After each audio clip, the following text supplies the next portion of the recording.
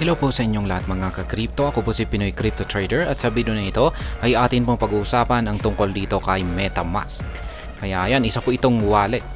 At sabi rito ay MetaMask adds Bitcoin support but faces mixed feedback from users. Kaya yan, para sa mga hindi po nakakaalam, itong si MetaMask ay isa po siyang kilalang wallet. Yan, isang crypto wallet.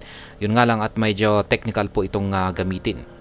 Kaya medyo komplikado po itong gamitin at mukhang yung mga baguhan ay medyo mahihirapan po na gamitin ito.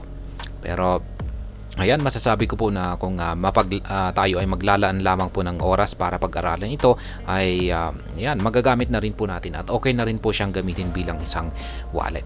At sabi rito ay yun nga lang at ayan, meron po silang update dito na nagdagdag po sila ng Bitcoin support. Yun nga lang at ito raw po ay nagkaroon ng mixed reaction sa mga users nito. Merong nagustuhan ito at meron naman po yung mga hindi. Kaya yan, bago po tayo magpatuloy ay nais ko lamang po munang bigyang linaw ang aking disclaimer kung saan ang nilalaman po ng video na ito ay hindi po ito isang financial advice. For education and information purposes lamang po ang layunin nito. Maliban po dito ay nais ko na rin pong magbigay babala na wala pong kahit anumang group chat ang Pinoy Crypto Trader. Ayan, MetaMask announces Bitcoin integration, sparking mixed reactions from users who debate the focus on new features against improving current ones. Ayan, nag-announce po ang MetaMask na magkakaroon po sila ng Bitcoin integration. Kaya nagdulot po ito ng sari-saring reaksyon sa mga users ni MetaMask. At nauwi na rin ito sa debatehan o nagdebate po sila. Yan, sabi ng iba ay sana ay mag-focus na lamang itong si MetaMask yan sa mga bagong features nito at saka i-improve yung kanilang platform. Kung kaysa sa nagkakaroon siya ng integration sa iba. Ayan, katulad ni Bitcoin. Kaya ayan, meron po tayong actual na tweet dito mula kay Mario Naufal. Check na lamang po natin yung kanyang actual na tweet rito. MetaMask to add Bitcoin support. Popular self-custodial wallet MetaMask, which is primarily on Ethereum wallet, has expanded beyond Ethereum with snaps and plans to add Bitcoin support within the next month, reports CoinDesk. This move would integrate one of the most popular blockchains onto the most popular digital wallet platform. Kaya yan, ang pinaka-original po talaga na ginagamit ng MetaMask bilang network ay ang Ethereum. Pero syempre, nagkaroon na po ito ng mga improvements. Kaya ayan, at naging multi-network na po siya. Pwede po tayong gumamit dito ng iba't ibang network. At nag-expand po sila. Ayan, at nagbigay na rin po sila ng Bitcoin support. At ilalabas po nila yung kanilang update na ito next month.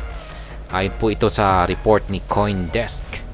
Kaya dahil dito ay ayan, gaya ng sinabi ko kanina ay merong nagustuhan po yung update na ito at meron din po yung mga hindi. Ayan, yung mga users ni MetaMask. Users clash over the new features. Yan po, yung mga nagkaroon po ng mga debatehan tungkol dito. One commentator criticized the move, suggesting that MetaMask should focus on improving the user experience for its current users rather than trying to attract Bitcoin users who already have preferred wallets. Ayan. Meron pong isang commentator dito or commenter na naglabas po ng kanyang kritiko dito sa ilalabas na bagong feature ng MetaMask. Sabi niya rito ay mas makakabuti sana kung pag mag-focus na lamang daw itong si MetaMask sa pag-improve ng user experience sa kanyang mga kasalukuyang users sa paggamit ng kanilang MetaMask wallet.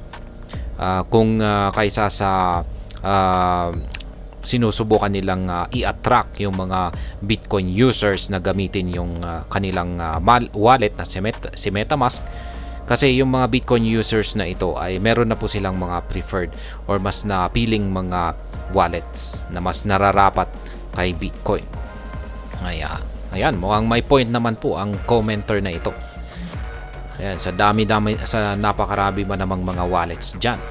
Another commenter echoed the sentiment, questioning MetaMask's ability to improve itself. Ayan, meron din pong isang commenter ang sumang-ayon po rito sa sinabi ng naunang commenter natin dito na ayan, siya na ay napapatanong kung meron pa ba kayang kakayahan itong si MetaMask na i-improve or i-develop yung kanilang platform.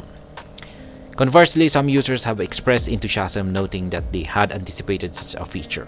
Pero ayan, syempre kung meron pong mga users na umaangal sa bagong feature na ito, ay syempre meron ding mga users na nagustuhan ito. Kung saan ay ayon po sa kanila ay matagal na raw po nilang inaabangan ang feature na ito. Kaya syempre siguro yung mga users na yan ay yung gusto na rin po nilang ilagay siguro lahat sa kanilang MetaMask wallet yung kanilang asset. Ayan, mga crypto asset, lalong-lalo na ang kanilang Bitcoin. Ayan, ang aking sariling opinion ay maganda po kasi talaga itong si MetaMask bilang isang wallet. At ayan, hanggang dito na lamang po tayo sa video na ito. Sana po ay inyong nagustuhan ang aking paliwanag sa video na ito. Kung inyo po itong nagustuhan ay pakiclick lamang po ang like button nito. Para naman po sa mga bago lamang dito, kayo po ay aking inaanyayahan para mag-subscribe. Pakiclick na rin po ang bell icon nito dahil ito po ang siya magsisilbing notification nito sa mga bago kong videos na akin pong ina-upload sa aking YouTube channel na ito. Marami pong salamat sa panonood. Ingat po tayo lagi at God bless po sa ating lahat.